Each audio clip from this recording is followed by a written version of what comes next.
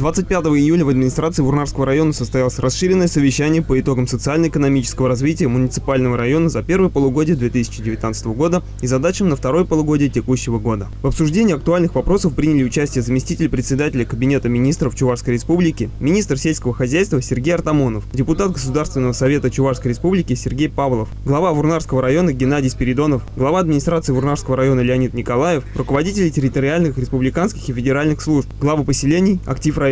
Одной из важнейших задач для района является выполнение бюджетных обязательств, пополнение районного бюджета и рациональное его использование. Как отметил руководитель муниципалитета, за первое полугодие текущего года консолидированный бюджет Вурнарского района составляет 44,4% от годовых назначений и 105% к уровню 2018 года. Главной составляющей консолидированного бюджета Вурнарского района Чувашской Республики продолжают оставаться безвозмездные поступления. В структуре расходов бюджета наибольший удельный вес занимают расходы на социально-культурную сферу – 80%. Удельный вес расходов по разделу общегосударственные расходы составил 11%, национальная экономика – 2,7%, жилищно-коммунальное хозяйство – 2,6%, национальная безопасность и правоохранительная деятельность – 3,4%, национальная оборона – 0,3%. Консолидированный бюджет Вурнарского района Чувашской Республики исполнен с дефицитом в сумме 31 миллион 786 тысяч рублей. Леонид Григорьевич обозначил следующую задачу на второе полугодие. Необходимо обеспечить рост поступлений собственных доходов, повысить эффективность бюджетных расходов,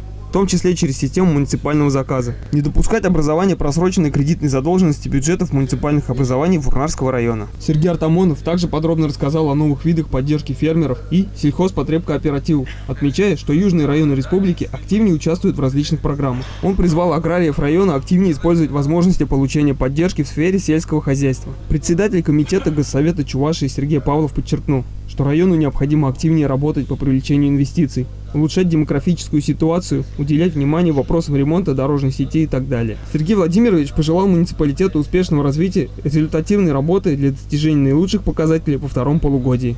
Елена Анисимова, Илья Сергеев, Павел Павлов. Для передачи «Вокруг нас».